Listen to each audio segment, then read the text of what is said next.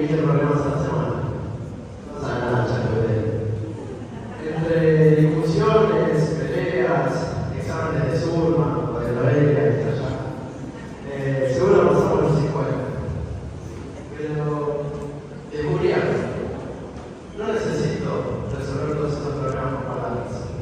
A veces solo con unos auriculares siento como todos esos problemas desaparecen, como que se alivian. La música me ayuda a entender lo que siento sin tener que explicar. Me pasa, por ejemplo, alguno de acá hace deporte, practica algo de deporte, levanta la mano. Bueno, me pasa en mi caso, yo hago básquet, por eso está la pelota ahí. Antes de un partido, a la mañana, me despierto con la piel de cara de cuarto, recién me levanto, me siento como apagado, como que me falta una motivación. Así que nada, empiezo a hacer el desayuno tranquilo y digo, tengo que motivarme. Agarro los auriculares, me pongo un buen tema, le subo el volumen y siento como ese cosquilleo me abraza todo el cuerpo. Siento como la serotonina empieza a subir, como la dopamina empieza a subir. Pero no me voy a hablar de datos.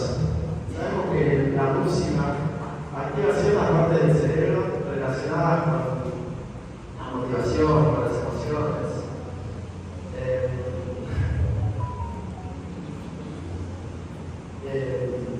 A veces incluso hay canciones que parecen saber perfectamente cómo te sentís, sin incluso vos saber cómo te sentís.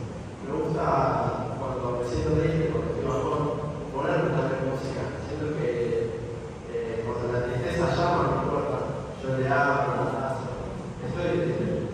Y todo eso lo acompaño con música. Para cerrar, me gustaría decir que si me preguntas a mí, la música no solo sirve para escuchar, sirve para expresarse, sirve para descargar, sirve para sanar, porque a veces